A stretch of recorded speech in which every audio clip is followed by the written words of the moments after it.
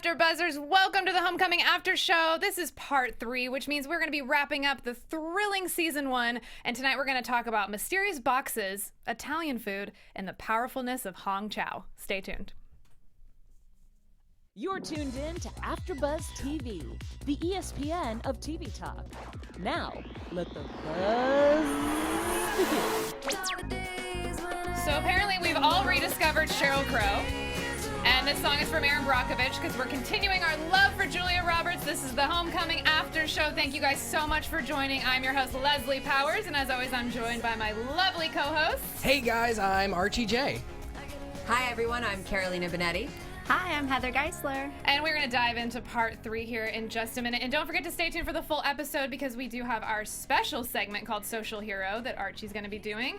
And we're going to be highlighting a social worker who does really awesome things with vets. And tonight we're going to be honoring Fatima Coley. Did I say that right? You said it exactly awesome. right. Yeah. Dr. Fatima Coley. Cannot forget that. And we also have some news about what is going to be happening next for our cast of Homecoming that lovely Heather over here is going to be giving us. And also, if you want to join us in the live chat, we want to hear what you have to say.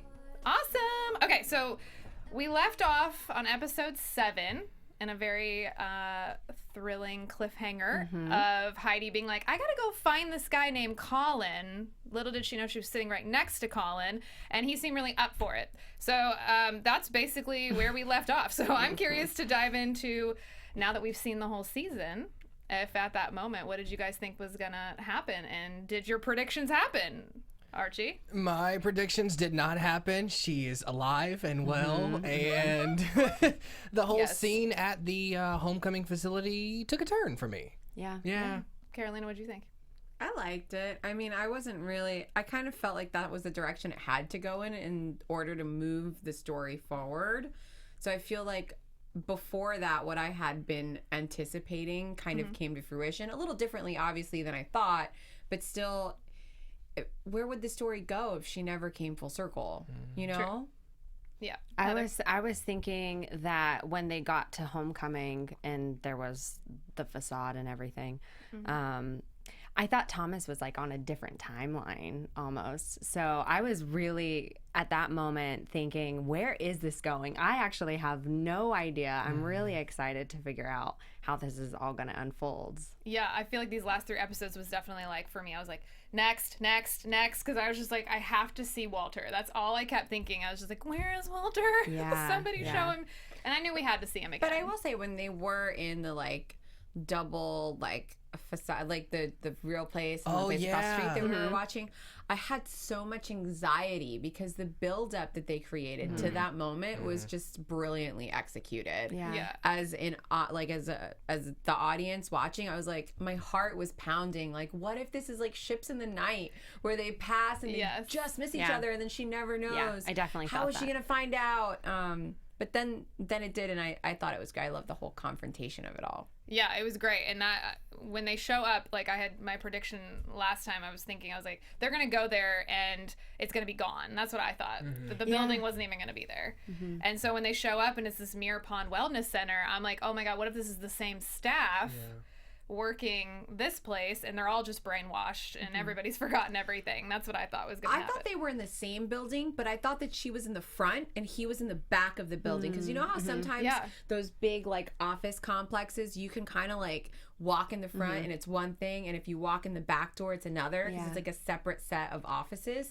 So I literally thought they were in the same building. So when she looked over from the window, I was like, oh no, it's across the street. Right. Well, she had the moment when she walked into the therapist office where, you know, they kind of made it seem like she's gonna now enter the homecoming And then part. I thought that he was gonna walk in behind them and catch them there, because I thought they had finally gone to the part of the building that was what homecoming was. So I did think he was gonna walk in and catch them, because I thought he had gotten there just slightly after them, which I think he did. He did. Yeah. He was basically following them. Yeah. And then, so I thought they were going to walk in and she was going to have like some kind of flashback, or he was going to like gaslight her some more. And then, you know, the government guy was going to walk in right behind and be like, you guys do know. And I don't know. That was my anxiety. I like the window. They got before Thomas walked through the door, he had a phone call, I think, from his higher up manager. Yeah. And I thought he was just going to turn around and then that was going to be it. But then also Did that give you stress? It gave me so much stress. So much anxiety I was happening like, in no, this break episode. the door, let's go. But then also there was that sound that came through the window again. It was like a bird well, sound. Let's back up because we're not there Okay. yet. So just to back up for all of our listeners, when we show up at this building, it's because Heidi had found the address on the envelope that Thomas had given her, or he didn't give it to her, but he showed it to her and she stole it. So she knew where this place was, goes there with Colin, starts searching around and like asking these random people at this wellness center, like, do you know what homecoming? Do you know where homecoming? And everyone's like, what is homecoming? This lady is crazy. Yeah. And then Thomas is right behind and he goes into the other part of the building where he sees all this like old stuff that says homecoming. So now we know just half the building has been renovated and they're still working on transforming it. So we're all not crazy to think this is where we were supposed to be. But I thought the editing was so fantastic because you kept thinking that everywhere Thomas was walking into was where Heidi was and vice versa. And I was just like, what is happening? Because she would open a door and then it would cut to him opening a door. And it gave me a lot of anxiety. It was very Hitchcock, the way they filmed it. And then the final moment is them seeing each other, or not seeing each other, Thomas seeing them across the way. And then she hears the bird. Which I love that you say And that that was so because great. it bookends what I said at the beginning of the season when I said it reminded me of Hitchcock in the openings, and now here we are. Yeah, and that was Sam, a big influence for Sam Esmail. He said in many interviews was Hitchcock, and I think that the use of noise in that moment of the bird, and then her face, and then it was like dun dun dun, and all the squares behind her were like swallowing her. It was like so crazy. But Colin's face, because do you think he was like, oh shoot? He's like, she's going to remember at some point because it's all like, you can clearly see the emotion and the rush that's going through her to a point where she had to like sit down. So I feel like he knew that, like, okay, it's wearing off or whatever had made her forget. And then I thought, okay, is Thomas going to be even able to meet them and like get to them because they're so far away and still they have an opportunity to leave? And maybe that's where it comes in, that because we both talked about Bobby Cannavale like kidnapping Julia Roberts at the end, so then I thought, oh, now it's on, maybe he's gonna do something serious. I wasn't sure if he was gonna kill her or not. That was always in my mind watching this whole series. I was like, is he gonna kill her? But when she remembered, I actually thought that he was scared because it wasn't necessarily that she'd remember, but that she'd have a psychotic break, because remember, there were so many side effects with the drugs that they were consuming, that I think he started to worry, like, what if she has like a psychotic breakdown? Yeah, no, absolutely. There were so many variables in this like unapproved drug they were just shoveling down people's throats. It was insane. Yeah, really well, nobody scary. obviously knew, like, you hadn't seen another person come out of their blackoutness, I guess you could say. So we didn't really know what was going to happen. But what was up with that like magnetic room that Thomas would? Do you remember that? He goes into this room and he gets like, before he finds them, and he gets like sucked into this almost like magnet thing. Does nobody remember that? Oh my gosh, no. No. I don't remember. Yes. There was a magnet? What? Yes. What did I write here? Thomas gets stuck in this magnetic room. Oh, interesting. Yeah. Which, wait, episode 8? Episode 8. I feel like I had so much stress. wow. I He was like missed that. swept up and stuck. Yeah. Did he fall? Right?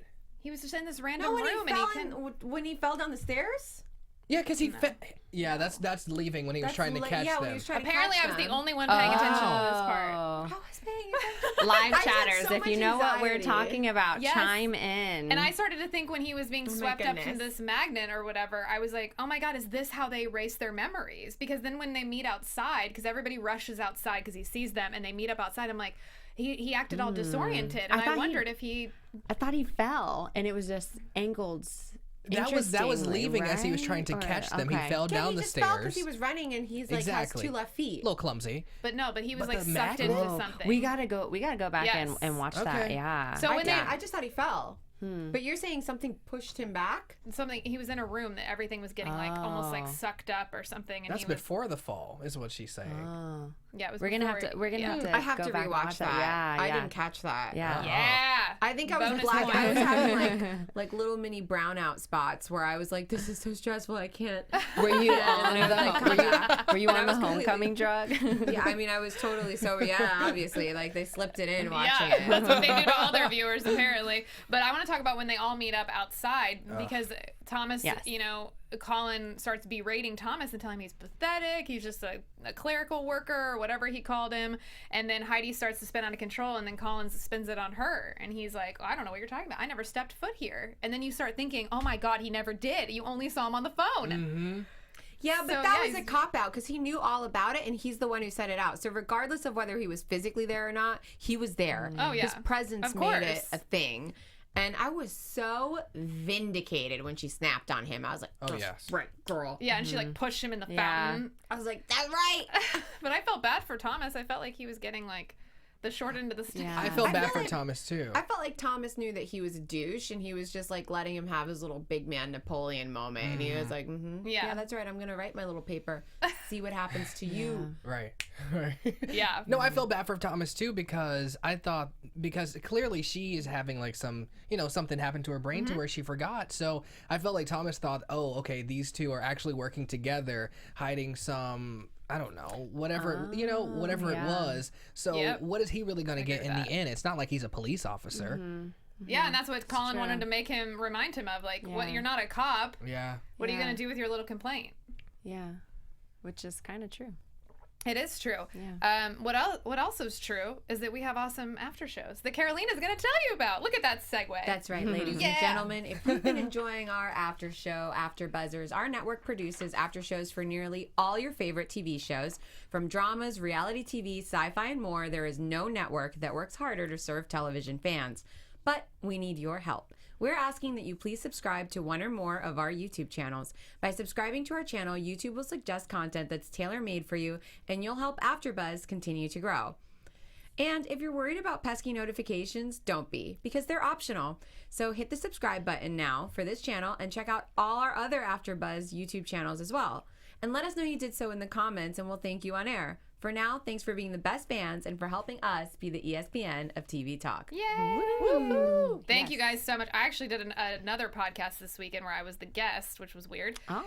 And I was raving about AfterBuzz with Maria. Weird. So you should because listen you're to it. such an awesome human being. Well, it's just weird to be the interviewee because I'm a filmmaker, so I'm used to that in a way. But I was like, it's very structured in all of my answers.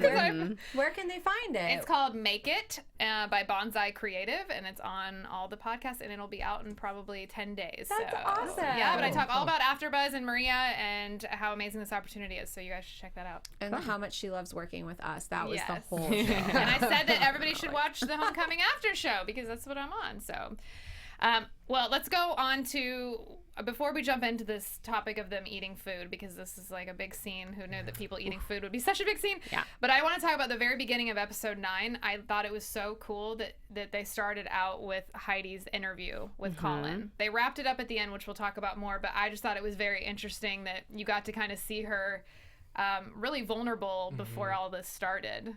And I thought that was an interesting dynamic. I don't know if you guys have anything to say about that. When I was watching that scene, it made me cringe because she was so unsure of herself before she went through this experience. And I feel like the reason she got the job is because she looked like he would be able to manipulate her so easily.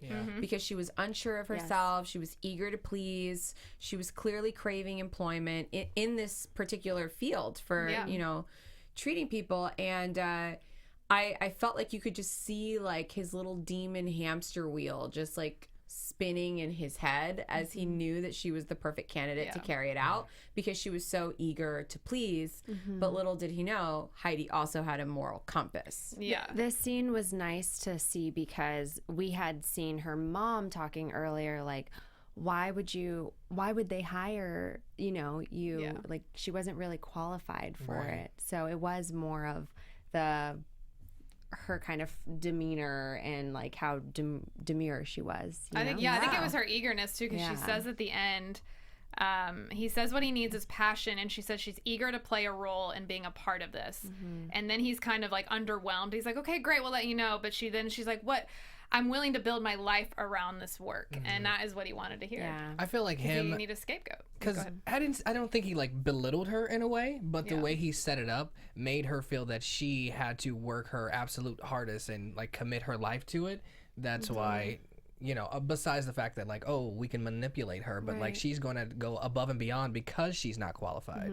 I also but she is qualified because she's gifted at what she does. You're fighting for it. I really related to her in this scene in a way that kind of made me sick to my stomach because I feel like every job I've ever gotten in my life, I couldn't just be good at it. I had to be the best. I couldn't just be somebody who did like one thing and I was good at it. I had to like prove to the people that were hiring me that not only was I a good option, I was the best option. Yeah, and also there's the female and the male dynamic. Yeah. And I felt that. I really felt really it. bad. It really resonated with me. I had a bit of like rage for her because sometimes I feel that you might not have the most on paper experience, but some people have a natural talent and gift for things, and it gives me rage when they have to justify their experience with their like natural born gifts of doing something. Like there are people who might be brilliant mathematicians who maybe aren't at MIT, but they're just as good as not even better than the people at MIT, but nobody gives them the chance because they won't prove it on paper. I just had a big moment with that and I was like it was obnoxious. Yeah, because then she starts talking to her mom, and she was like, you seemed so happy when you were there. And she's like, I was just kind of telling you what you wanted to hear because you're my mom and that's what we do. But that makes her start reminiscing about May 15th, which we've been talking about in parts 1 and 2 about this like significant date where both Walter was discharged and she was technically, quit. Yeah. So when she flashes back to that day, it's so interesting because Walter starts talking in their session about how he's fine. He seems fine to go back. Yeah. And I was like, oh my God, it was breaking my heart, so I knew it was breaking her heart. Yeah. And that's why she was like, let me stop this recording. We're gonna go do something different. We're gonna go eat some medicated food, and then Craig's gonna bust us. Craig was having a full-blown meltdown. Yeah. I loved the surprise of this. It's not what I expected at all. I was waiting for the violent interaction or for him to snap or something or for her to snap. Because that's the way they set it up. And I think we even get that sometimes along, like sometime down the line, how it was kind of manipulated. But I will say before they even went to go eat, I don't know why, but it always freaked me out that she would set her pen on the desk straight and then Walter would angle it. Why? What was up with that? Because she's OCD and he thought it was funny to mess with her. Okay. Yeah, And totally. It was kind of like his way of flirting with her. Yeah. I took it as like he knows that's her quirk and it's her tell. And he does it to mess with her because she doesn't really get mad at him. Although the best revenge was when she super glued him to that chair. That was so good. But that makes total sense what you're saying because it was really bugging me. I'm like, what is the significance of this? It's a double entendre right there. Like one, he did it to mess with her, but boys are always boys. Like the boys that pull your hair, they just grow up and find new ways to irritate you to let you know that they like you. Would you agree? Yeah. You gotta be a bully to show your love and affection. Yeah. No, totally. So I thought maybe that maybe he got violent and then maybe Colin like erased Heidi's memory so that she wouldn't tell everything that happened there. That's what I thought was going to happen. Too. So it's interesting that they eat this gnocchi or whatever. I think that's what they were eating.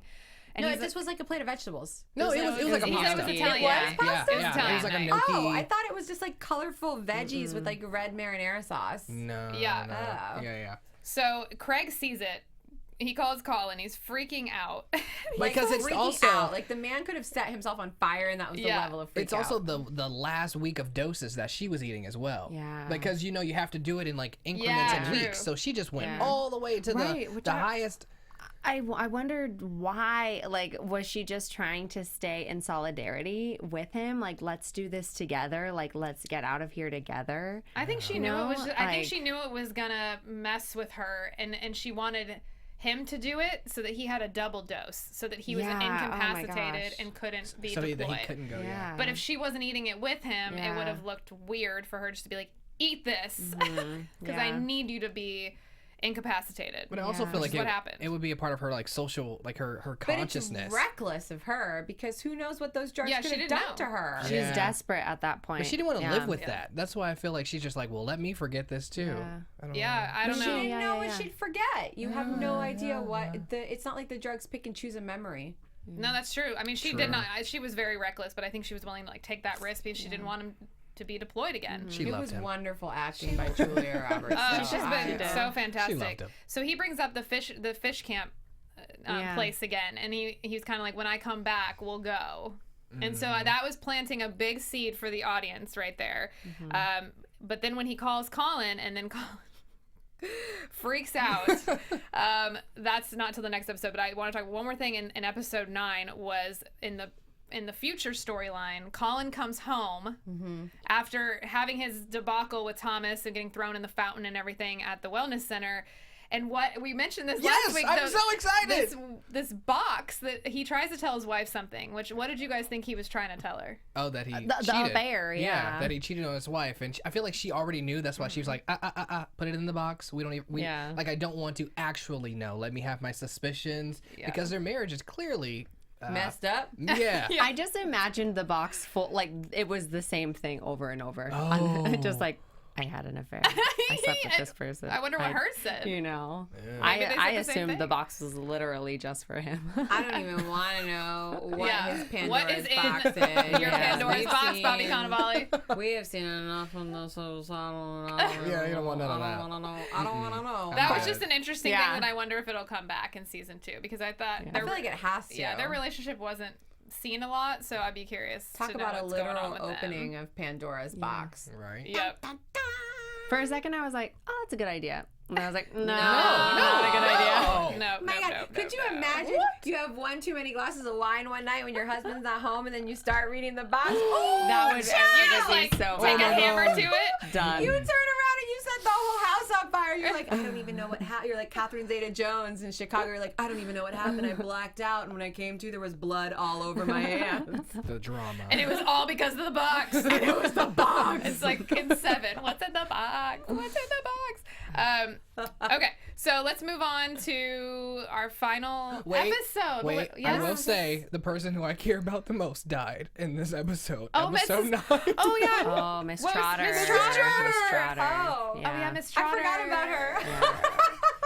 I was waiting for like her moment. Like, what is she gonna do? And then she died. So there was no point. And then she died. How sad. Sorry. I'm dying. You're like my favorite person. I'm like, my bad. I forgot about her. Yeah. Oh my She God. just sitting with the dead woman. She just she just was like, That was sad. she's had 2 minutes. What was her order? I kinda feel like she like ate the that same she, thing. It was like just a coffee or something. Oh, she just sat there all day. She had nothing else to do. I don't How know. sad. I kind of love that Julia just like, Heidi just like sat down and took a moment with her like.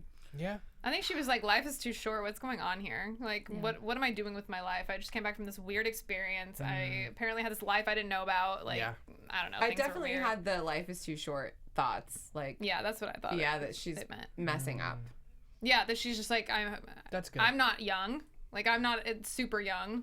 Not that she's Mrs. Trotter's age, but, you know. But what made it really more upsetting for me is that she just came from discovering this big loss because she lost all of her memories and she lost contact, and it's just all this loss, and then she comes back to death, which is the ultimate form of loss. Yeah. Man, Lots that of was death. tough. That was a dark thing, Sam. That was dark choices. But then in the final episode, there's so many little nuggets, but I want to talk about Hong Chau real quick because I was like blown away by this scene of, you know, Colin obviously has been reporting to this guy, Ron, when he went to his house in the previous episodes. And you kind of know that's like his boss. And then the big boss is Geist. So, but you've been seeing Audrey as the receptionist at this Redwood facility where Colin works, essentially, and I didn't think much of her until this scene, and I was like, oh, that's the receptionist laying it down like a boss, and I have to give her kudos in this episode for this scene. I had so much rage, and tell me if you agree with me, for the way he was speaking to her. Oh, yeah. Ugh. I just wanted to stab him it, with though. a pen. I expected it. It's not expecting it and not being mad are two different things. I was just mad at him, not that I didn't. Well, I was real mad at him. angry. I was mad at him the entire show, though. Yeah. I was like, this Like, character, Colin, blah. But go ahead. No, I was very confused, and I still don't feel like I have clarity. Like, why was she sitting at the front? Okay, Well, I have thoughts. And now she's. Well, let's talk about what was happening in the scene before we say it, just for our listeners. When he walks in, it's because she knows because he lied and said he was in Milwaukee when really he was in Tampa, and she knows all because she's working for some crazy guru. And she knows that he was in Tampa, and she knows there's a complaint now that the Department of Justice has a complaint against them, and somebody has to take the fall. Yeah, Thomas sent it off, so somebody has to take the fall. And so he's coming in thinking like, okay, we'll just wait for Ron to get here. What are you doing here? And that's where I was like, oh, no, I don't think Ron's coming. And then he didn't. And where is the line? He said, Ron overextended himself, and I'm in a new role. So that's what's happening. She mentions the complaint, and Colin's like, well, obviously Heidi should take the fall. And I'm thinking like, oh my God, that's what's going to happen. No. I knew it wasn't. The moment he walked into that conference room and it was completely empty because except for her, I was like, oh, dang, she's got his job now and he's about to find out. I knew it. I just didn't know she was like just the messenger. I didn't know she was just going to be like, Ron can't come to the door right now and you're fired. Yeah, I didn't know because it was an interesting choice that she was the person now delivering the news, and then we find out that she's now in this power position. But I really liked because you could still see that kind of nervous energy within her. Like, she's not that person yet to be doing this, but she has to play that role. And she likes it. I took the nervous energy as PTSD, as someone who's been a part of something she doesn't necessarily agree with, and I think that's why there's the scene of her taking the drugs. The thing that she put, the test tube that she puts on her wrist, I was like, oh my gosh. And I rewound it and like watched the scene again, and I watched her mannerisms. I felt from watching the scene that she really is a critical role in everything that went on. And she's been a double agent, being a participant and an observer in what's happening. Because let's face it, Bobby Cannavale's character is like a wild card. Geist has to know that. So I think they planted someone to keep tabs on him who was also in charge of the operation. And she's been keeping tabs on him, and that's why she knew about everything. And when the complaint came through, I doubt it was a surprise. They probably knew, and they already had everything in place. But this girl, I don't think she necessarily agrees with what she's doing, and that's why she's medicating herself with untested drugs. Oh, I think she loves the power. I thought she was disagree with that. No, I'm wrong? She said, I don't know. I've talked to Geist at his farm. Have you been? That was my favorite part of the whole scene because she was like, oh, I've been to Geist's farm. Oh, you haven't? Oh, you haven't? Like, what's wrong with you? You don't matter because he's expendable, which is again what happened. is why I think that she is an unexpendable double agent. And I think that whatever has coerced her into this, she herself is suffering from PTSD, and that's the cincher. Well, we might see that in season 2. We're going to have to see, because it seems like Colin has become a problem. And she wants him out, and now she's the top dog. So I loved the emasculation of Colin in that scene. Wonderful. But I definitely want to get to, in our last few minutes here, the final bit of season 1, which Heidi goes to see Walter's mom because she still she has the address from the envelope that also has Homecoming's address on it. And his mom asks a lot of questions, but she, is just kind of like, Walter's not here, he's where he belongs. And that is a big trigger for her. Did you guys think immediately when she said that you knew what was going to happen next? I knew what was going to happen next. It was only a matter of time before she got in the car and decided to risk it all to go find this guy. But when she got there, I will say that I was shooketh because I thought that it was just going to go differently. In the end, he ended up walking away. I mean, that's safe to say, right? I thought she was going to say something to get him to maybe, because clearly we see that although this happened, small things can trigger the memory to go back to where it possibly was. But she just did not give in to that, and I was distraught. Yeah. So, well, leading up to that, I loved the way it was shot and her journey getting there and just the split screens. Yeah, I love that. I thought that was beautifully shot. And then you could see her struggling to want to pull out the map to show him, which is kind of interesting because it's like the harmonica when she gives Walter earlier in the season. Like she could have easily done that as well with the map. And I like the choice that she's like, he's happy and I don't think I can interrupt that. And also I think she was scared. I think she had so many feelings for him, and I think it was vulnerable for her because we saw her last relationship with Dermot Mulroney, and clearly she was not invested. And I don't know that she feels like she knows how, but what she feels for Walter I think scared her a lot. And it reminded me of when Colin goes to meet Heidi at Fat Morgan's. It's the same thing, and she just doesn't recognize him. And it's the same thing with Walter. Yeah. So I had flashbacks of that. I don't think so at all. What? You don't think what at all? So there's a few things that I want to recall for Walter about why the scene went so differently in my mind watching it, and it's a brilliant lie. So his roommate thought that it was a scam, that they were being puppeteered by the government, which he was completely right. Although it wasn't a fabricated town, they were in a real place. And then as soon as his roommate had those thoughts, they got rid of him. And Walter always took exception to that. And other weird things kept happening. Like, Walter was putting it together, right? They have the scene, and he talks to Heidi. He goes out of his way to have a conversation with her because he could have just answered her and dismissed it, but he didn't. He sat and he chatted with her for a minute. And when he left, he moved her utensils out of place. Yeah. He remembers. I think he remembers, and by moving her utensil the same way he moved her pen all the time, he was letting her know that either one, they're watching him and he knows, so he's pretending not to remember, or two, he's built a peaceful life for himself and he wants to lay low. Because I think that the seeds of doubt were planted all the way back in the beginning, and we've now come full circle because this guy is a soldier and he's pretty bright. He's one of the brighter ones, especially that are in there, and I really think that he's holding his cards close to his chest, close to his heart, as they say, right? Yeah. No, I think he remembers.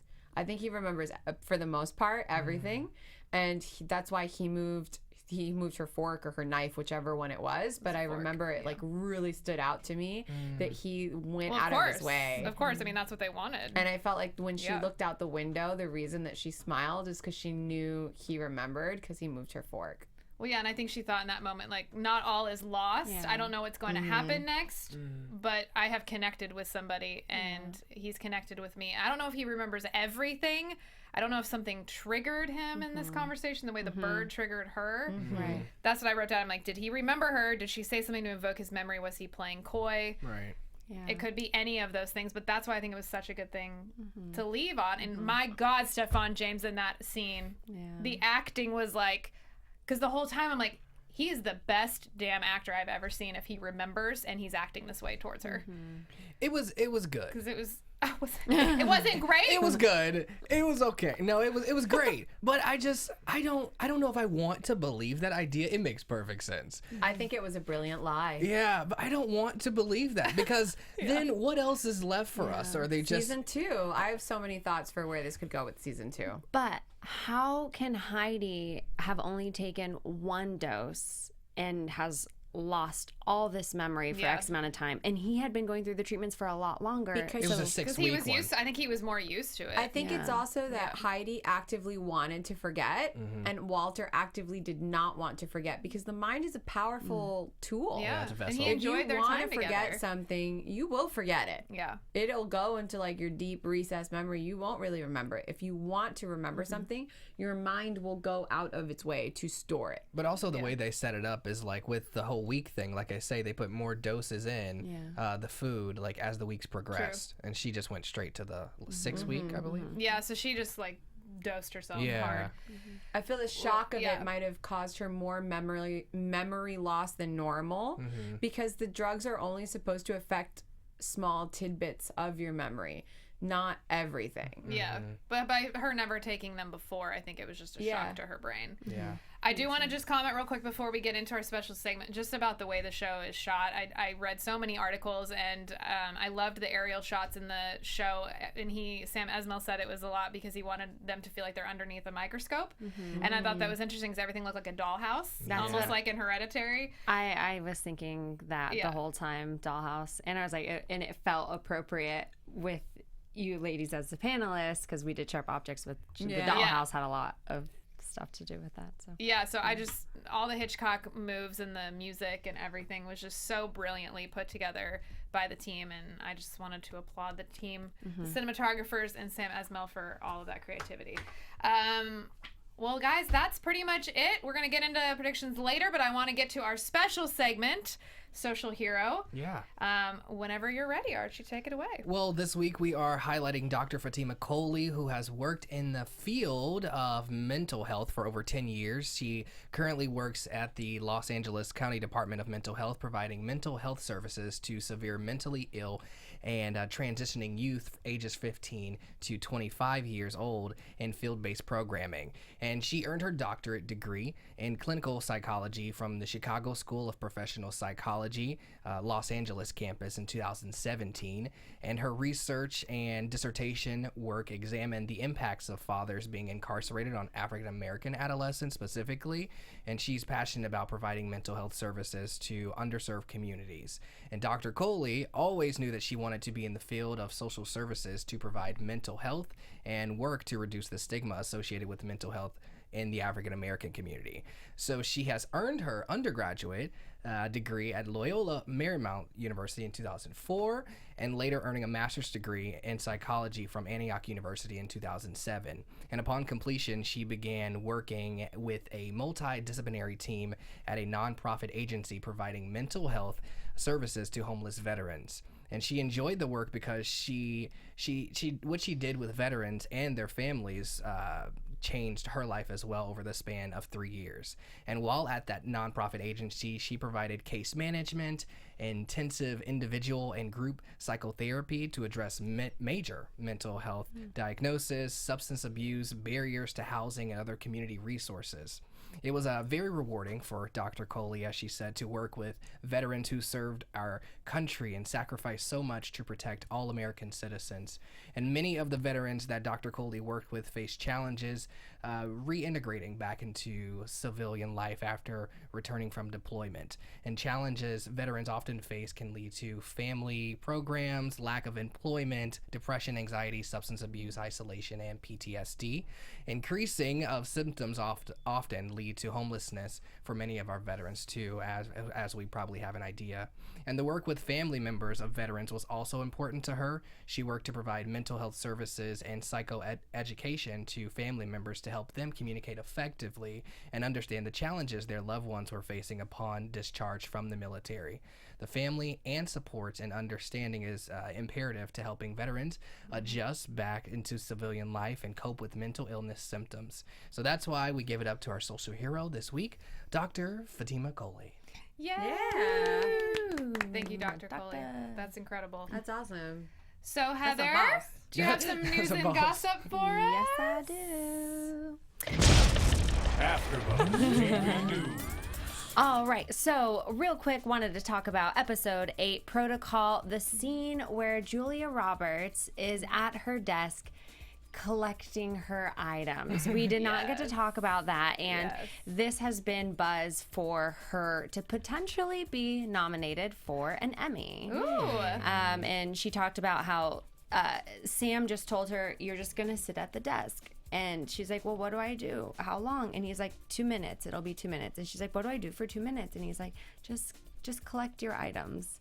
And so they all were talking about how, like, this is just going to look weird. But when I watched that, I was like, ooh, that was such a great scene. So, and the internet seems to agree.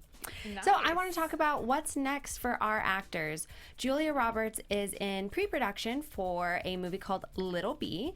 It says the storyline is the lives of a 16-year-old Nigerian orphan and a British couple on vacation collide one fateful day on an African beach when one of them has to make a terrible choice: 2 years later, they meet again. So that sounds very interesting. Awesome. Little B. I will watch that. Bobby Cannavale. He is in a play on Broadway with Daniel Radcliffe. Ooh, Harry wow. Potter. It's called The Lifespan of a Fact, which is based on an essay/book by John Diagata and Jim Fingal. So that is something I would love to check out. Daniel's done a lot of Broadway since he moved on Yeah. from Yes. Harry Good for Potter. him. He's Yeah. really great. I've been lucky enough to see him twice in different work, and he's not even the same person. Like, it's so crazy to think of this young man, like, growing up with him, watching him be like, I was also a kid.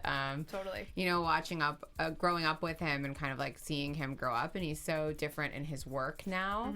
It's really interesting because it's such a rabid fandom. He just hit his 100th IMDb credit. And actually, I looked today, and Bobby? it's now 101. Oh, Wow. yay, He Bobby. has 4 projects in production right now, which is, this man is working. What's Stefan up to? Stefan James, he is going to be in a movie called 17 Bridges. It's a crime thriller drama, and it follows a disgraced detective in the NYPD who has been given a shot at redemption.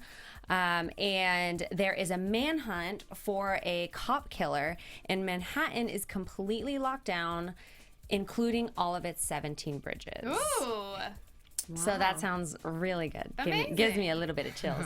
And Shea Wiggum is in a TV show called Modern Love, and it's based on a love column in the New York Times. So that sounds like it'll be Well, sounds awesome. everybody's doing awesome stuff, and I Yes. want to hear very quickly, because we're running out of time, but I want to hear quickly from each one of you what you think predictions for season 2, because it was a 2-season order, so hypothetically we will be having a season 2. So Archie, Your AfterBuzz TV predictions. I forgot we have to have love that little Yeah, intro. we need that. I until you said what you said, I think that it was. I thought that she was just gonna go back, live her life, and then they were not gonna communicate. But now you have me thinking totally different. So I don't know. Dun, dun, dun. I think we're gonna like jump ahead into the future a little bit, and it's gonna show Heidi going through maybe her routine in a different mundane type of job, and then she gets fed up and is like, I gotta go back. And she goes to Interesting. find him. Carolina. I definitely think that we will see an ultimate reunion of Walter and Heidi. And I believe that the things leading up to it are going to her wanting change and to outs what they did, because she's been kind of like getting to this boiling point where she's over how they took over her life and the life of other people who were unassuming and didn't ask to be used as puppets this way. So I think that'll be coming to a head, and I cannot wait to see what's in store for Bobby Cannavale? no, the assistant. Audrey. Audrey. Yes. Yes, I think we're going to see a lot more from the big corporation of Geist. I think we're going to see a lot more inner workings of that. And I think there will be an ultimate Walter and Heidi interaction. And I actually think it's going to be picking up exactly where it left off. That's my prediction. I think we'll see more of a love story actually come to fruition between the two of them now that it's not the weird patient doctor situation. Or we'll never see them again, and there won't be a Walter. There'll be a different Walter. There'll be a different character of, love interest in the next season. So we'll have to see. I hope we get better wigs. Justice for Julia. Better wigs for Julia. Wow, All right, that's guys, weird. one more time. Where can we find you on social media, Archie? Hey guys, find me on Instagram and Twitter at Archie Jay Speaks. Hi guys, I'm Carolina Bonetti. You can find me on Twitter at Carolina Bonetti and on Instagram at LenaBean113. I'm Heather Geisler. You can find me at 500 Days of Heather on Instagram and at Heather Geisler on Twitter. And thank you to all of our live chatters and everyone who's been watching us tonight. Yes, thank you guys so much. You can find me on Instagram at LMPowers15 and on Twitter at Lesley Powers15. As always, I'm your host, Lesley Powers, with my amazing panel here for Homecoming. Thank you guys so much for joining us. Find us all on other shows in the new year, and happy holidays to everybody. See ya. Bye. Our founder, Kevin Undergaro, Phil Svitek, and me, Maria Menounos, would like to thank you for tuning in to AfterBuzz TV. Remember, we're not just the first, we're the biggest in the world, and we're the only destination for all your favorite TV shows. Whatever you crave, we've got it. So go to AfterBuzzTV.com and check out our lineup. Buzz you later. The views expressed herein are those of the hosts only and do not necessarily reflect the views of AfterBuzz TV or its owners or principals.